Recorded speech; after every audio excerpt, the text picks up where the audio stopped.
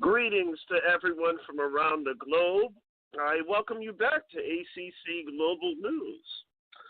And again, we are welcoming listeners really from everywhere around the world, from North America, South America, also from overseas. I am your host, Matthew Connor, and again, I am very happy to be with all of you here on this very cold day out here in our studios. Now, ACC News today brings back with us a very wonderful and inspiring guest.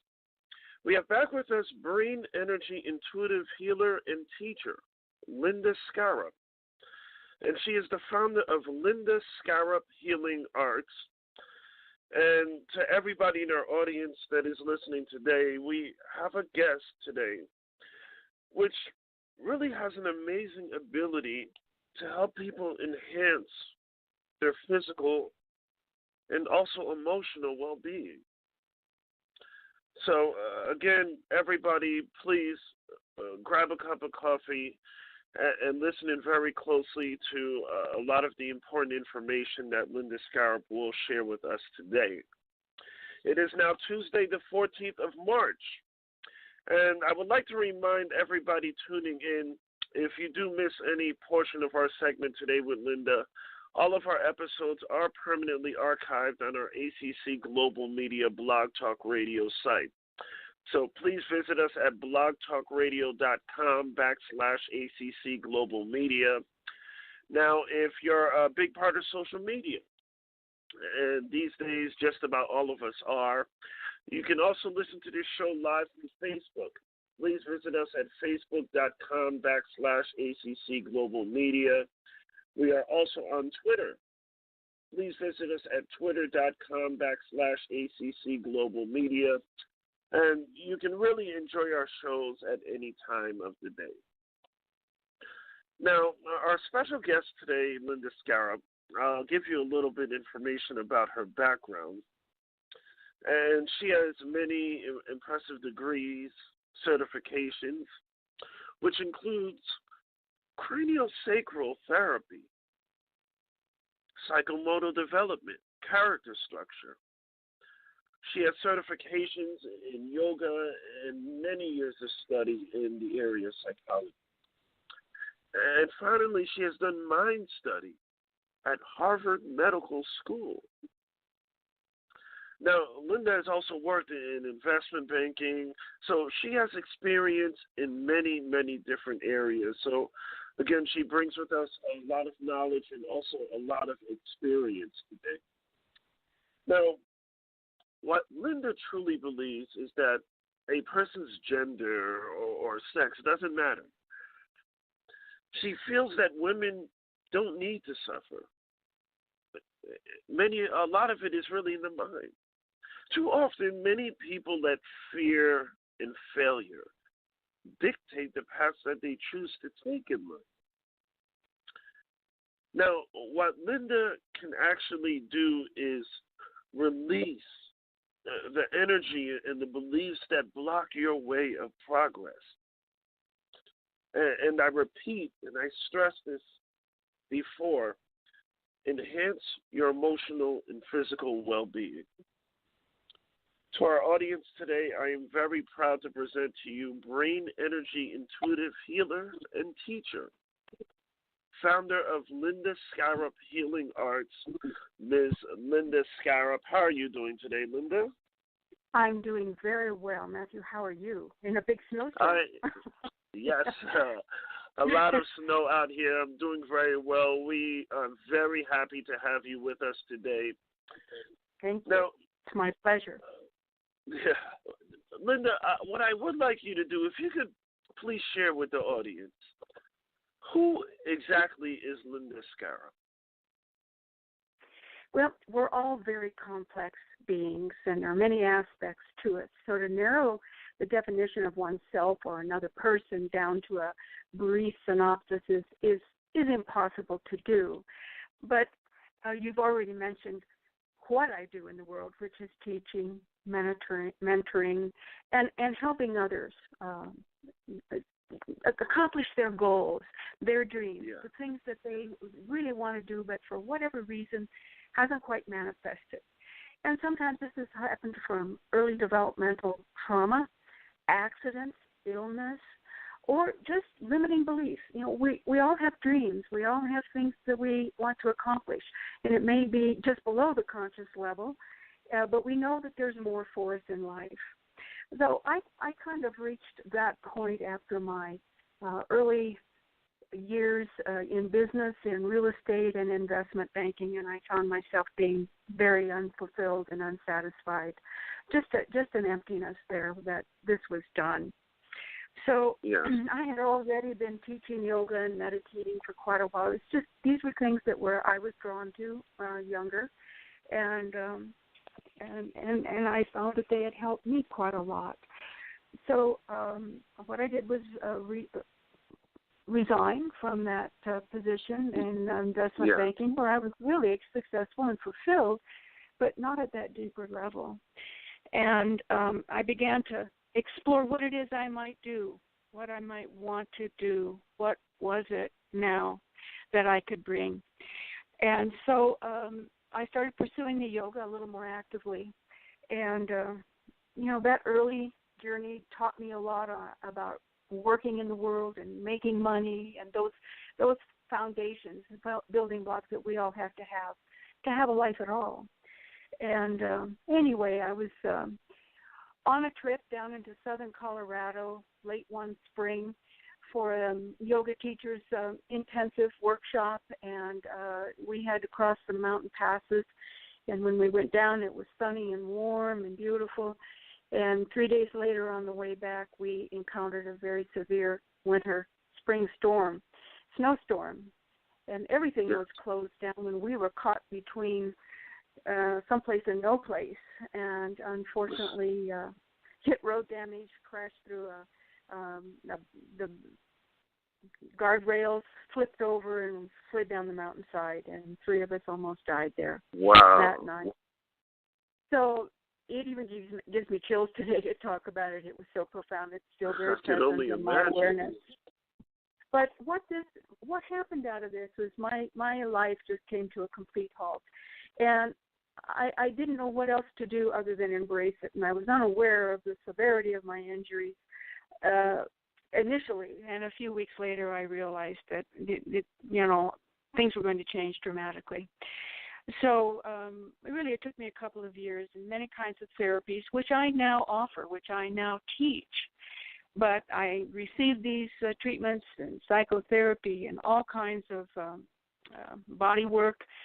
Did not have to have any invasive surgeries, fortunately, but it did change me in the most fundamental way and brought me to where we are now, some 20-some years later.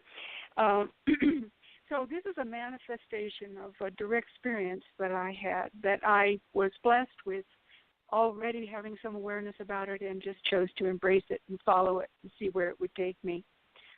So that's it's really an amazing story. Yes, it is. And it's been such a blessing. Now I've studied in India and at Harvard University, many non-traditional, many traditional things. And, so what we see is the teaching is one aspect of what I do with the yoga, with the meditation. But the other work, the psychotherapeutic approach, the mentoring, that's where I give advice, where I support people.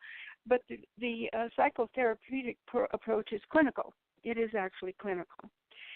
So those are the services I offer. They're all described well on my website. And these are the approaches I use to work with others. And what brought you to start your own personal practice exactly? You mean initially, when I was very young? Well, I think we all have hobbies.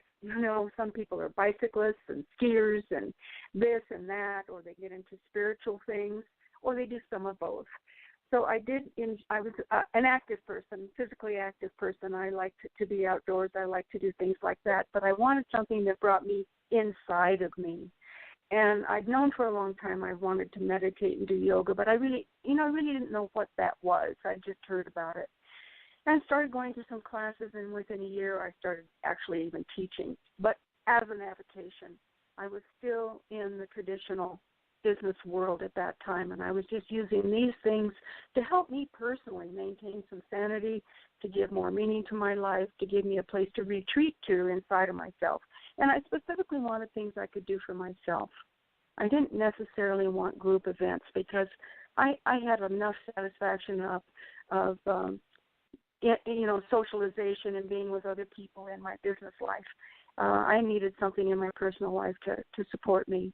At the time I was divorced with 2 young children, and I needed that kind of practice. And to many people tuning in are probably wondering, how exactly do you hold your sessions with your clients? Well, it depends on what they've come to me for. Now, if they're just coming for general yoga classes, that's the context in which I do it, in a big room, and I'm giving instruction and teaching.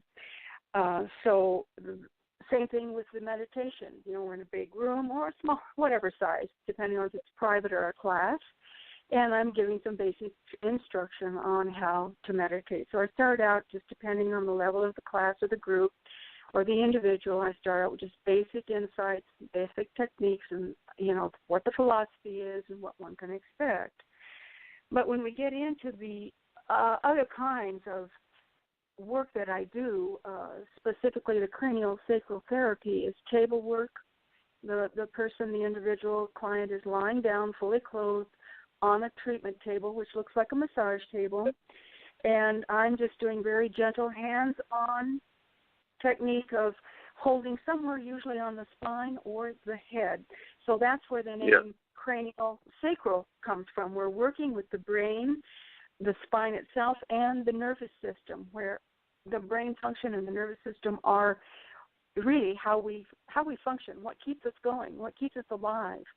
And if there's problems there, then it affects everything. It can be anxiety, it can be from something emotional like that or psychological, or it can be physical pain from someone who, like myself, had a terrible whiplash and traumatic brain injury. I have worked with people across the board, people with brain tumors, all sorts of things, all sorts of challenges. Somehow they found their way to me. And I think it was just because of the direct experience I had with all of these various problems, challenges in my life. And the beauty of the yoga and the meditation is it gave me a way to work with the pain, the suffering, the limitations that were imposed on me. There were many things I was never going to do again. I've never ridden a bicycle again. I do a little cross-country skiing, but nothing else. I can certainly walk. I can do my yoga, though. So, out of these things, often emerged a great blessing is revealed. And that's really the key to moving on with our lives when we're just right up against it, is we just have to change. We have to look at how we're living and accept our situation and then reach out and grow and embrace our lives. Yes. So I'm even working with some wounded warriors now, too. Well, I don't know that it's any harder than anything else. I think we all have a path, and it's I never saw myself as a victim. I could even see all of this as a blessing because it gave meaning to me in my life that I was seeking and was not getting. Even though I helped people with real estate and investment banking and money and that sort of thing, I was really called to do something else, and I finally found it. And so it's always perfect. Life is always perfect. And you mentioned the wounded warriors? Yes, with the cranial-sacral therapy, the Wounded Warrior people, that's your Veterans Administration, is now offering these non-traditional therapies to these folks, and they pay for it. So it's quite wonderful that to see the government, especially these agencies, embracing the non-traditional. They're offering some yoga classes, and I'm not heavily involved. My clientele seems to come from mainstream mostly. But I have done a little work with the Wounded Warriors, and so it's a great honor to help those folks. Their challenge is special. It's very unusual. And it's wonderful that you are helping members of our armed forces. Now, you mentioned a few things to our research team. If you could let us know more about your approach utilizing existentialism, individuation, and psychic energy. Well, what I'm going to do with you, to answer that question, is simplify it as much as I can. Now, most of my psychological training in psychotherapy is in the tradition of Carl Jung. Now, I've studied many other approaches because one needs to have a lot of tools in this realm. But Carl Jung described all of us, human beings. We fall in one or two of a category of four things. We are either a thinking type, a feeling type, an intuitive, or a sensate type. We're one primarily or two of those. I fall in the intuitive feeling category. So when we get into existentialism, that it evolved from Kierkegaard, who was a Danish philosopher. And what he talks about, how he describes existentialism, which was a fairly new term back then, as being empowered, the individual's right to freedom and the pursuit of happiness and meaning in their lives. So that's the basis of existentialism, for me to support people in who they really are, to drop below those labels that we put on ourselves and get really inside of who am I and what is it I am here to do that will bring happiness and satisfaction. So that's what the existentialism is about. And then the individuation is really that, just what I just described, that big umbrella of the rights of all human beings to the individual. Who is this individual? And I really wasn't sure about who I was. I just kept getting these nudges about, oh, I'm drawn here, oh, I'm drawn there, I want to explore this. And so I became more and more of who I already was through this process of just honoring the deepest part of me that knew there was more, there was something else, or when I wasn't fulfilled and I wasn't happy or something wasn't right for me, that it was okay for me to make another choice. So this is really also a part of the psychic energy. You know, those things, these three things are all intertwined. Now that really makes it a lot clearer for the audience to know. I'm happy that you did explain that. Now, you also mentioned cranial-sacral therapy. Now, what exactly is cranial-sacral therapy used to treat? Well, we can treat almost anything, Matthew. I've had people come in with a brain tumor. Was my first client, believe it or not, a woman who was was dying because she had an inoperable tumor on her brain stem. And she was having seizures and couldn't lie down, couldn't eat, couldn't drink, and needed to get on an airplane to go to New York from Denver to have this thing removed. They only had a few doctors who could do this laser surgery back in the 90s. And she came to me, and she had been a yoga student, and she was deteriorating quickly. And I said, well, I intuitively, I knew I could help her. And that's what makes me, an intuitive is, there's nothing in my realm that would have told me exactly what I was going to do with her or for her. I just knew I could do something. And so I worked with her on the table. I wrapped her head in a wrap that what it does is really calms down the nervous system.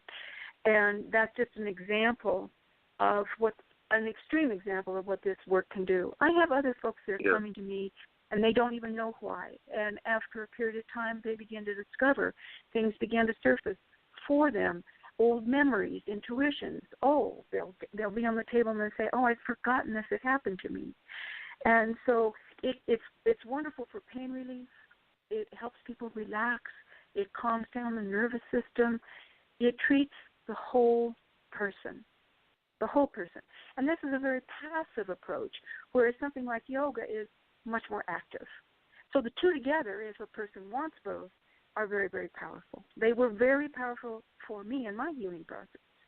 So I had an experience, a direct experience of these therapies long before I began to do them with other people. So those are the types of results that some people can get. Are there any other types of results? Well, the Wounded Warriors is another extreme, but I have some folks that are coming in with just general aches and pains. They may have been in a minor accident of some sort, or they really can't identify what's wrong. They're just anxious. They don't sleep well. It's psychosomatic kinds of things. This treats that very well, where there's kind of a vague knowing a person knows something is wrong and they really just don't know what it is. So they come to me. I'm sorry, go ahead. So they come to me for that sort of thing as well. All right. Well, what I would like to know, Linda, and many of us in the audience are thinking this, because a lot of the things that you're saying makes a lot of sense. It's wonderful. And as you know, there's many other therapists and coaches out there. What, in your opinion, makes you feel that you stand apart from the rest? Well, I think everyone brings something unique to their practice, whoever they are and whatever they're doing. For myself, what makes me unique in the realm in which I work is the direct experience I had from that accident, from some early developmental things, and then my life ever since. So instead of just going somewhere and studying a technique from the outside, I would seek these things out and then experience the training or whatever it was from the inside. These things helped me. They gave me back my life. I really didn't have a life after that accident. I could do very little except I could meditate. That I could do. I could do some simple yoga things lying on the floor. Then I discovered the cranial-sacral therapy through another teacher, and I started receiving that work. And then I had a variety of other things, some acupuncture, and then I was seeking psychotherapy. So, that's the direct experience is what separates me apart from others in a way. It really has. That's why it was such a blessing, not so much for myself as for those I work with. And a quick note to our audience. Every guest that's selected to come onto our show is carefully and thoroughly vetted. And this is to really ensure that we have, for our audience, someone sharing an experience or the practice that is really one of the most qualified people in the world to assist anyone with whatever services that they do provide. So, again, if you're fortunate enough to catch one of these segments and listen to some of these incredible people, I do have to stress this. Again, please realize that you are listening to really one of the most qualified people in the world to assist you with whatever services that they do provide. Now, Linda, if you could please share with the audience maybe some type of upcoming events or programs that anybody in the audience can tune into. Well, I'm right now at a critical mass. After a while, I think we all grow and we move on, we expand ourselves, or we stagnate. And I felt that in my private practice locally here in the Front Range of Colorado, Boulder, Denver, I had maxed out. I mean, I was ready to do the next thing and just didn't know what that looked like. So through my meditative practices, quite frankly, and exploring online these fabulous things that are going on, I realized that what I wanted to do was go virtual. So I am now putting myself out there through my website to offer private psychotherapy sessions, some instruction to meditation, especially those kinds of things where I don't have to have the person right there with me. And then I'm also going to continue to expand what I do locally with the retreats, taking people to wonderful places in southern Colorado or somewhere in a reasonable, or maybe even out of the country a little bit. I'm looking at both, doing some of both. But what I want is a wider, more diverse audience. Diversity, I think, is the operative word in the world right now. And through this, we come together and we begin to realize that we're not all that different. And so my view from my perspective is this can resolve things at many levels where we get constellated with other cultures or other people or whatever it is because we don't understand one another. So I'm really seeking this more diverse audience. So I will be doing things that I've got. I'm putting up things on the website now, It's been live for about a year. That's Linda Scarup -healingarts.com. So I'm available on Skype. I can do teleconferencing. Then I'll be doing live events. And this is my vision for the future, for the immediate future. And if you could please spell out your name for the website so that the audience does get. Sure. It's Linda, Linda, Scarup, S as in Sam, KARRUP as in Paul, -healing arts, all one word, .com. So there's everything there, and I'll be putting up more very, very soon. I'm excited about this. I'm particularly excited about having more intimacy with a more diverse group of people. And one of the things I've learned through this experience that started many years ago was this intimacy thing. Is we start that first with ourselves. Into me, see. And so that accident brought me very deeply inside, and I learned about myself in many ways. Then we take it out into the world, and we develop intimacy with others, where we really have a connection and can support others. So my focus has been with women over the years and helping them with equality and health and happiness and lifestyle through the mentoring and these other teachings. But now in this diversity, I hope to work with everyone, whoever is drawn to be with me. And Linda, we have a little over a minute left, and I can definitely feel your passion. I mean, right through the phone, and I know the audience can as well. Can you really share with them what is the personal satisfaction you get from helping other people? You know, it's difficult to put to a word, but it's a deep, deep sense of first connection. Because when people start to share at that deepest level and they're being open and intimate and vulnerable, they're allowing me to really see who they are. It's such a gift, Matthew. It is such an honor to be with other human beings in that way. It opens our heart. It heals us. There's a healing that comes for everyone, not just me, not just them, because we take this out to others. And it has been the greatest blessing in my life to walk this path with these wonderful human beings. I just see it as what we are here to do, and it can look in any form. You know, whatever you do it. Everyone does it in their work if they bring this much of themselves and are willing to be open and vulnerable. So there's no other way I can describe it. There's nothing else I can imagine doing. But I do feel, we need to respond to what's going on in our world. So now I want to do like speaking and get out there. And it's not necessarily that I want to work with thousands of people, but, I just feel that I'm being pushed out there to be working with more people.